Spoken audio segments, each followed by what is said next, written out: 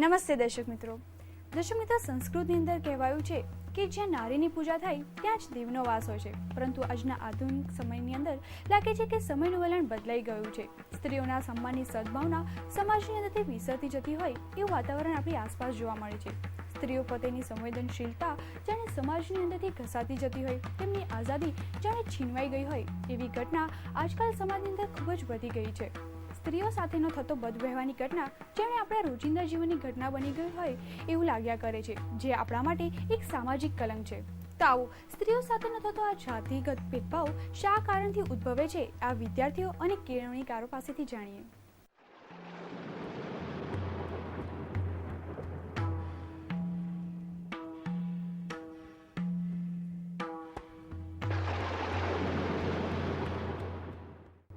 છેલ્લા કેટલાક સમયથી દિલ્હીની પેરામેડિકલ કોલેજની 23 વર્ષની એક યુવતી ઉપર થયેલી બળાત્કારની ઘટનાએ બહુ મોટો જન આક્રોશ અને જન આંદોલન ઊભું કર્યું છે.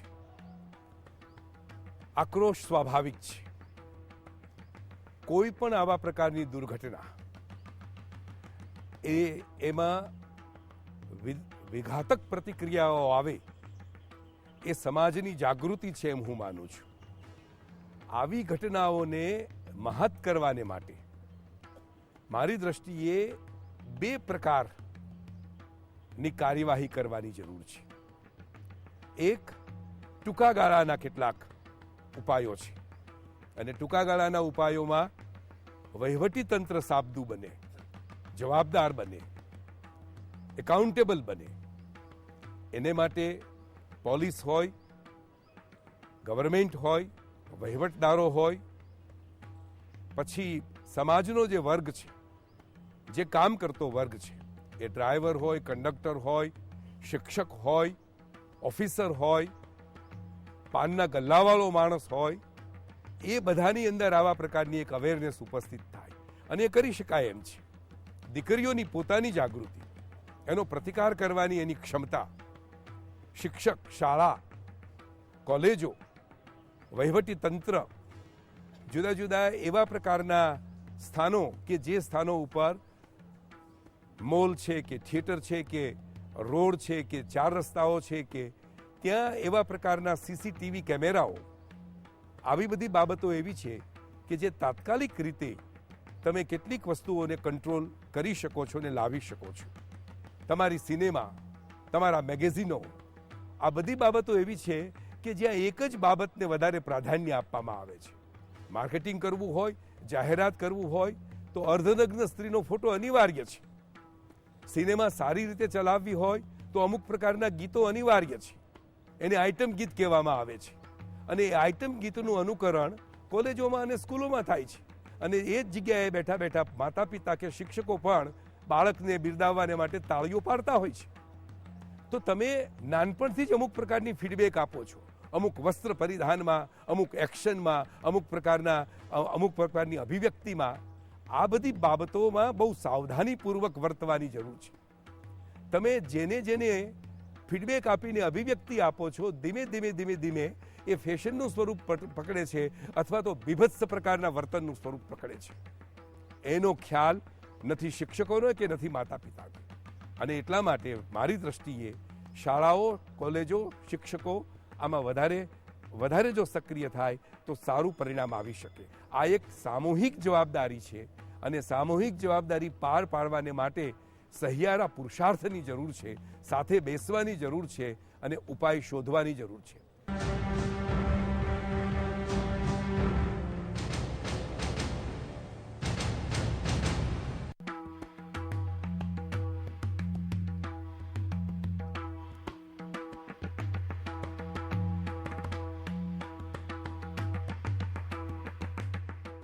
આવા બનાવો જે બને છે તેની પાછળ ઘણા બધા કારણો જવાબદાર છે. સમાજમાં જે આવી ઘટનાઓ બને છે તેની પાછળ કોઈ એક કારણ નથી જવાબદાર. આવું કૃત્ય કરનાર વ્યક્તિને જાહેરમાં ફાંસીની સજા આપવી જોઈએ, જેથી બીજી કોઈ પણ વ્યક્તિ આવું ખરાબ કૃત્ય કરવાની હિંમત ના કરે. મારો એક વિચાર અહીં રજૂ કરવો છે કે જ્યારે આજે 21મી સદીમાં બહેનોને પુરુષ સમોવડી બનાવવાના પ્રયત્નો થઈ રહ્યા છે, તો બહેનોએ જ વધુ સજ્જ બનવાની જરૂર છે. બહેનોનું શરમાવવું, ગભરાવાનું વર્તન એ સામી વ્યક્તિને ખોટું કરવાની હિંમત આપે છે. દરેક બહેનો એવું વિચારતી હોય છે કે આપણે બહેનો શું કરી શકવાના, લાઈક અબલા નારી એમ.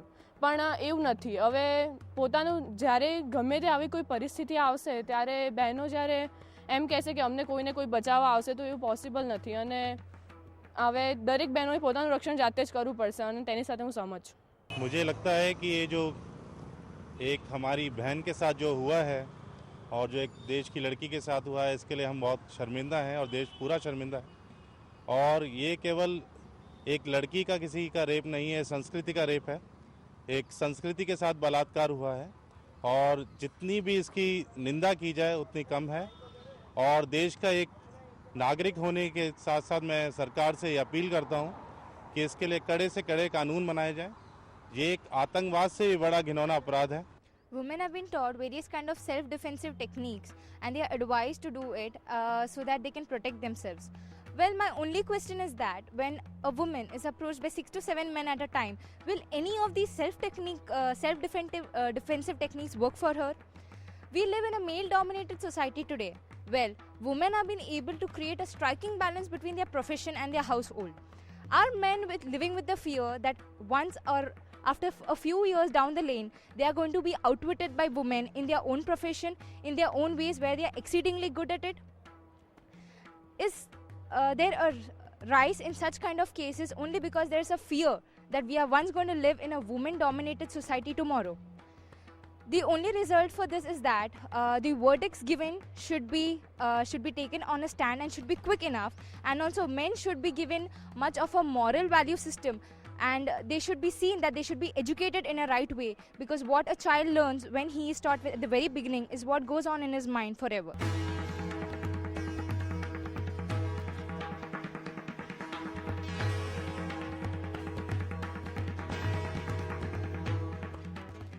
બલાત્કાર એક એ જંગલિયાતપૂર્ણ વ્યવહાર જે એક પુરુષ દ્વારા એક સ્ત્રી પર આચરવામાં આવે છે અને એની સામે આજે ઘણો બધો જનાક્રોશ ઊભો થયો છે.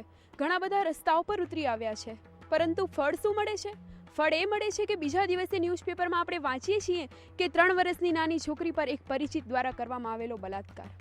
હા, આ છે આપણા આ વિકસિત સમાજની કરુણતા. જો આપણે 21મી સદીમાં કોઈ દેશની ટેકનોલોજીને સ્વીકારી શકતા હોઈએ તો એ અરબી સજાઓ કેમ નથી સ્વીકારી શકતા જે વિવિધ દેશોમાં આપવામાં આવે છે? આપણે એ સજા આપવાની જરૂર છે કે જેથી આ વાસનાનો ભૂખ્યો કાપી ઉઠે એ બલાત્કાર કરતા, કે જે છોકરી ઘરેથી નીકળીને કદાચ ડૉક્ટર કે એન્જિનિયર બનવા જાતી હશે અને કોઈ બલાત્કારનો ભોગ બનીને એની સામે આવી જાય છે. હા, માત્ર દિલ્હી અને ભારતની રાજધાની સેફ નથી એવું નથી, પરંતુ આપણું ઘર, આજે આપણું ઘર પણ કદાચ સેફ નથી. કોણ વાસનાનો ભૂખ્યો ઘરમાં આવીને કઈ છોકરીને બલાત્કાર કરીને ચાલ્યો જશે એની ખબર આપણે નથી. કહે છે કે ફેશન આની માટે જવાબદાર છે, છોકરીઓના વિવિધ કપડાં આની માટે જવાબદાર છે, તો એ 3 વર્ષની બાળકી કઈ ફેશન કરવા માટે જાય છે? આની માટેનું કારણ છે માણસની માનસિક વિકૃતિ. જો આપણો દેશ કદાચ ટેકનોલોજીને સ્વીકારવામાં આટલો આગળ વધે છે, સારા ગુણ લઈને ગ્રહણ કરે છે, તો મને લાગે છે ત્યાં સુધી સારા કાયદાઓની પણ અત્યારે ખૂબ જરૂર છે.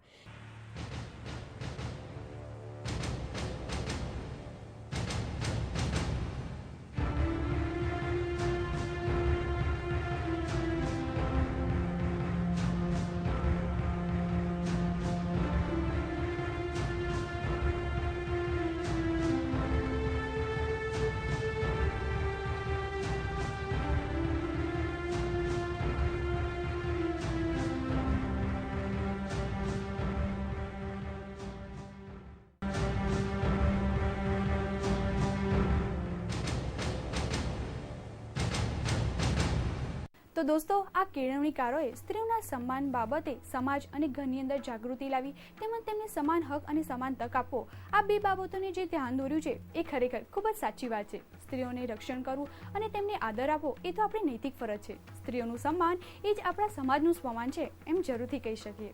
સ્ત્રીઓને આદરની નજરથી જોવું અને તેમની પ્રગતિ થાય એવા પ્રયત્નો કરતા રહેવું એ આજના સમયની માંગ છે. ये दिल्ली केस जो हुआ है गैंग रेप, मैं मानती हूँ कि कहीं ना कहीं ये सोसाइटी भी इस कारण का जिम्मेदार है, क्योंकि बच्चा वही सीखता है जो संस्कार वो शुरू से पाता है. उसे अपने घर, पहले तो उसे अपने घर में से सीखना चाहिए कि वो अपने घर में अपने बहन, मम्मी, और उनके साथ कैसा बर्ताव हो रहा है वो उस व्यवहार को देखता है। और उसके अगर उनके घर में अगर ऐसा ही बर्ताव हो रहा है, अगर उन्हें डिस्क्रिमिनेट किया जा रहा है, there is discrimination between boys and girls, तो वो उसके मन में वहीं से वो बात आ जाती है कि मैं लड़का हूँ, मैं जो करूँगा वो सही है। लेकिन ऐसा नहीं है, और इस वजह से वो जो भी उसे मन में आता है वो कुछ भी करता रहता है। तो ये एक बहुत बड़ी, इसके वजह से मैं ये कहूँगी कि सोसाइटी भी ना कहीं इस वजह से ज़िम्मेदार है, और हम सबको एक साथ ये अचानक से ऐसे कुछ बदलाव नहीं आ सकता है। जब तक सोसाइटी में कुछ बदलाव नहीं होगा तब तक हम कुछ नहीं कर सकते हैं। तो इसलिए हम सबको स्टार्टिंग से ही अपने घर में अपने बच्चों को अच्छे कल्चर, अच्छे संस्कार देना चाहिए, क्योंकि ये स्टार्टिंग वहीं से होती है। उसके बिना हम कुछ भी नहीं कर सकते हैं। और कहीं ना कहीं मुझे ऐसा लगता है कि आजकल की लड़कियां कहीं ना कहीं लड़कों से कहीं ज़्यादा आगे हैं हर चीज़ में। भले आप एजुकेशन में देखिए, स्पोर्ट्स फील्ड में देखिए, हर जगह। तो कहीं ना उन्हें ये डर तो नहीं कि लड़कियां कहीं उनसे कहीं अच्छा, कुछ दिनों में बस वुमेंस डे होगा, they are going to dominate. तो इस कहीं ये कारण तो नहीं है, और इस वजह से वो फ्रस्ट्रेट हो गए, मुझे तो ऐसा ही लगता है, और इस वजह से वो इतनी घिनौनी हरकत पे उतर आए हैं। આપણે જો મનોવૈજ્ઞાન દ્રષ્ટિએ જોઈએ તો આવા પ્રકારના કૃત્યો, પાશવી કૃત્યો લોકો કેમ કરે છે એને આપણે સમજવાની કોશિશ કરીએ કે જ્યારે કોઈ પણ વ્યક્તિ પોતાની અંદર એક ઓળખ મેળવવા માટેનો પ્રયત્ન કરતું હોય છે, એની અંદર માનસિક સ્વાસ્થ્ય મેળવવાનો પ્રયત્ન કરતું હોય છે, જ્યારે એ નથી શક્ય થતું ત્યારે એની અંદર એક ફ્રસ્ટ્રેશન, ગુસ્સો, આક્રોશ, અકળામણ, મૂંઝવણ, ડર, અસલામતી બધું અનુભવતો હોય છે।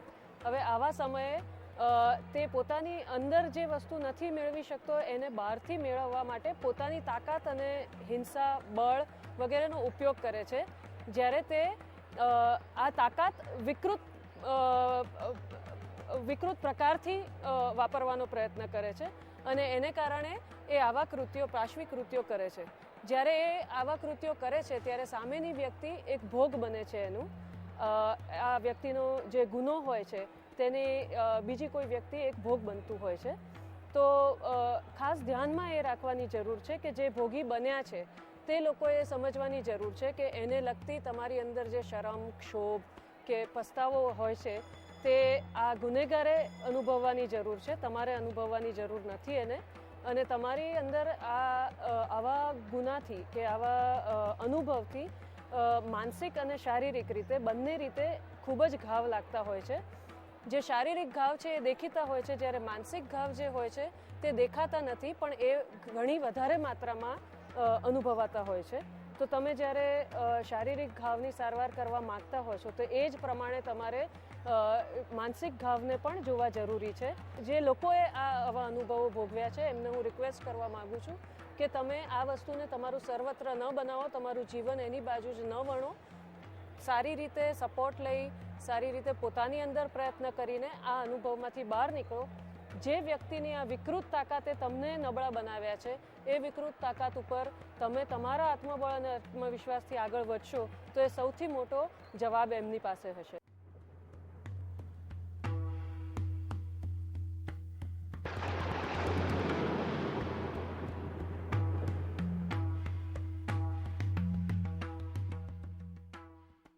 દિલ્હીમાં હાલમાં જે ઘટના યુવતી સાથે બની તે અત્યંત ઘૃણાસ્પદ છે અને એ આપણા આત્માને પૂર્ણતઃ ઝંઝોવી નાખે તેવી ઘટના છે। મારા માનવા પ્રમાણે આ કૃત્ય કરનાર જે લોકો પકડાય છે તે લોકોને ઓન ધ સ્પોટ મૃત્યુનો તરત જ ભેટો કરાવી દેવો જોઈએ, જેથી કોઈ બીજું માણસ એ કૃત્ય કરવા માટે પ્રેરાય નહીં। હવે આ તો આપણી એક ઘટના આપણા નજર સમક્ષ આવી છે, આવી કેટલી પણ ઘટના છે। નેશનલ ક્રાઇમ બ્યુરો રેકોર્ડ્સના પ્રમાણે 2011 એટલે કે ગત વર્ષમાં જોવા જઈએ તો 51,200 જેટલી યુવતીઓના કેસ એવા નોંધાયા છે કે જે આ ઘટનામાંથી અત્યંત દુઃખદ રીતે પસાર થઈ છે। પણ મારા મત પ્રમાણે કોઈ પણ ઘટના જે સમાજમાં ઘટે છે તેની પાછળ ઘણા બધા કારણો જવાબદાર છે। એમાંનું એક કારણ ફેશન પણ હોઈ શકે, કારણ કે આ વર્લ્ડ છે એ ફેશન વર્લ્ડ છે। યુવતીઓ ફેશન કરે છે અને કરવું જોઈએ, પરંતુ પોતાના વ્યક્તિત્વને સૂટ થાય એ પ્રમાણેનું ફેશન કરવું જોઈએ। ફેશનનું આંધળું અનુકરણ કરવું એ દુષ્કર્મ માટે લોકોને પ્રેરી શકે છે। એટલે માટે આ દેશમાં આપણો જે સમાજ છે ડેમોક્રેસીવાળો સમાજ છે, આપણને વ્યક્તિ સ્વાતંત્ર્ય છે, આપણે આપણી રીતે પહેરી શકીએ, ઓઢી શકીએ, પરંતુ એ સ્વતંત્રતા સ્વચ્છંદતાપણામાં ના ફેરવાઈ જાય એ ખાસ ધ્યાન રાખવું પડે. આફ્રિકાના સ્વાઝીલેન્ડમાં એક કાયદો દાખલ કરવામાં આવ્યો કે જે સ્ત્રીઓ જે મિની સ્કર્ટ છે કે પોતાના શરીરના વચ્ચેનો ભાગ દેખાય તેવા ટોપ પહેરે છે તેના ઉપર પગલાં લેવામાં આવશે. અને આ કાયદો અને આ જે વસ્ત્રો છે તે દુષ્કર્મ માટે લોકોને પ્રેરે છે અને હું એ માટે સહેમત છું. હું એવું નથી કહેતી કે દરેક ઘટનાની પાછળ આ ફેશન જ જવાબદાર છે, પણ જે યંગ ગર્લ્સને જે બી કેસ બન્યા છે તેની પાછળનો મહત્ત્વનો મુદ્દો ફેશન તરીકે એક હોઈ શકે છે. અને એક જે મેસેજ મારે આપવો છે કે ફેશન આપણા માટે છે, આપણે ફેશન માટે નથી. સમાજમાં બેટી બચાવવાનો ઝુંબેશ અને જાગૃતિ ફેલાઈ રહી છે. આજના સમાજમાં આ બેટીઓ મોટી થઈ પુખ્ત વયની યુવતીઓ બને ત્યારે યુવક જેટલા જ સમાન અધિકારો અને હક્કો ભારતના બંધારણમાં સ્ત્રીઓને પણ આપવામાં આવ્યા છે. વ્યક્તિગત સ્વતંત્રતા ઉપર તરાપ મારી સ્ત્રીઓને પીડા પહોંચનારા આ માનવોને માનવ કરતાં હેવાન એટલે કે રાક્ષસ કહેવા એ વધુ યોગ્ય લખાશે. શરમજનક બાબત એ છે કે સંસ્કૃત સમાજમાં રહેતા આપણે સૌ લોકોએ પશુતાની હદે હિંસક પશુઓને સારા ખવડાવે એવું ઘાતકી ખૂંખાર વર્તન જો સ્ત્રી પ્રત્યે આજના આધુનિક સમાજમાં રહેતા લોકો દ્વારા થતું રહેશે તો આજના સમાજની રચના ભળી ભાંગશે. ડર, બીક અને ભય વચ્ચે કુટુંબ કે સમાજ કે પછી દેશની પ્રગતિ શક્ય બની શકશે નહીં. નાગરિક ધર્મ ચૂકીને કોઈને પણ પીડા આપવાની સમાજમાં હિંસા, કુસંપ અને વેરઝેરના બીજ વવાય છે. સંસ્કૃત સમાજનો પાયો સિદ્ધાંત એ છે કે સૌ પ્રત્યે સમભાવ. આધુનિક ઔદ્યોગિક હરણફાળ ભરતા ભારતની પ્રગતિમાં સ્ત્રી પ્રત્યેનો જો દુરાચાર ભારતને દુનિયામાં હાંસીપાત્ર ભણાવી દુનિયાની નજરમાં શરમજનક પરિસ્થિતિમાં મૂકે છે. સ્ત્રીઓ પ્રત્યેનો દ્રષ્ટિકોણ બદલવો ખૂબ જ જરૂરી છે. સ્ત્રીને એક વસ્તુ તરીકે નહીં પરંતુ એક વ્યક્તિ તરીકે જોવાનો સમાન તક અને સમાન હક પ્રાપ્ત થાય એ આપણા બધાની સહિયારી જવાબદારી છે. સ્ત્રીને અબળા કહી ઉતારી પાડવાની નહીં પરંતુ વ્યક્તિત્વના પાસા મજબૂત બને એ તમામ મોરચે સબળ નેતૃત્વ પૂરું પાડી એવી સમાજ રચનાના મંડાળ થવા એ આજના સમયનો આલબેલ છે. આવો સ્ત્રી પ્રત્યેના વિકૃત મનના શિલાલેખોને બદલીએ અને આજથી પ્રતિજ્ઞાબંધ બની સ્ત્રીના સન્માનના સંસ્કારનો નવો શિલાલેખ કોતરી મનને તંદુરસ્ત બનાવી સુઘડ સમાજનું નિર્માણ કરીએ.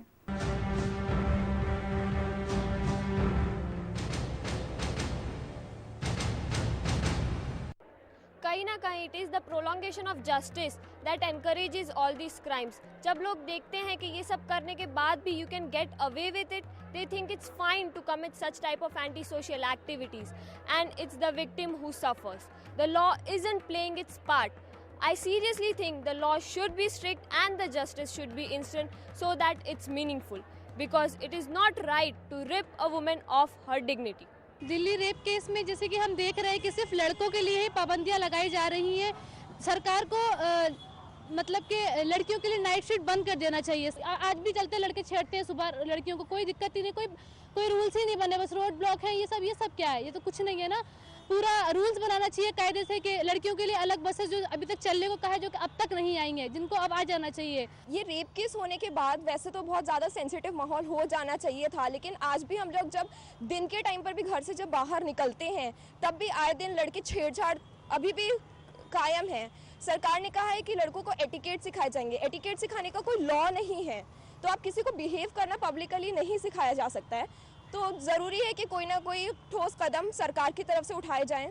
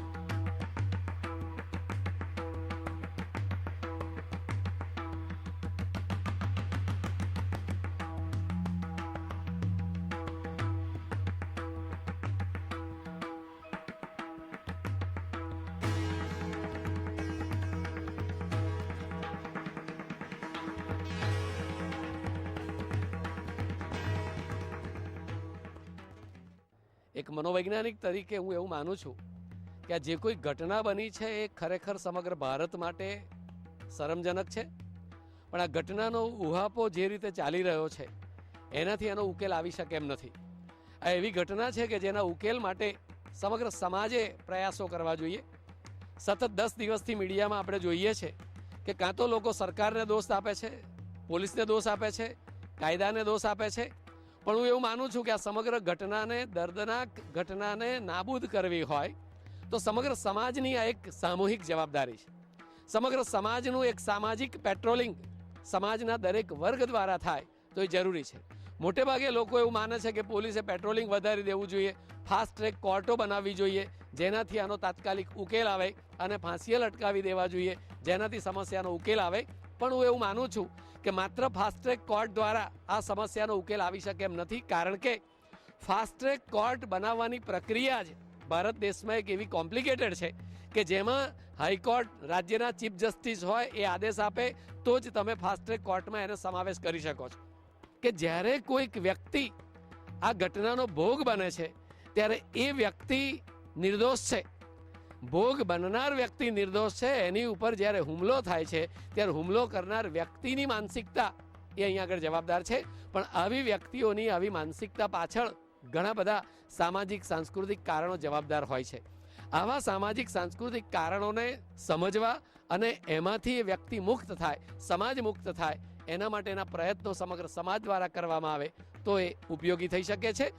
કેટલીક વખત એવું જોવા મળે છે કે સામાન્ય રીતે એમ કહેવામાં આવે છે કે ભાઈ આ દીકરીઓ એમને રાત્રે બહાર જવા દેવી ના જોઈએ, એ લોકો બહાર ફરે છે, એમની સ્વતંત્રતા છે, માટે આવા ગુનાઓ થાય છે. ત્યારે પ્રશ્ન એ છે કે માત્ર દીકરીઓ બહાર ફરે છે માટે આવા ગુનાઓ થતા નથી. દીકરીઓ વર્ષો પહેલાં પણ ફરતી હતી, આજે પણ ફરે છે, ભવિષ્યમાં પણ ફરશે. પણ એમની જે ફરવાની પ્રક્રિયા છે એની પાછળ ઘણા બધા કારણો જવાબદાર છે. શિક્ષણમાં થયેલો વધારો, સામાજિકરણમાં આવેલું પરિવર્તન, ફેશન, ટેકનોલોજી, મીડિયા, વ્યવસાયલક્ષી કાર્યક્રમોમાં છોકરીઓ, સ્ત્રીઓ વ્યવસાયમાં જોડાવા માંડી, એને કારણે પણ જે સ્ત્રીઓ ઘરમાં રહેતી હતી એને બદલે ઘરની બહાર નીકળવાનો એમના માટે પ્રસંગો વધ્યા.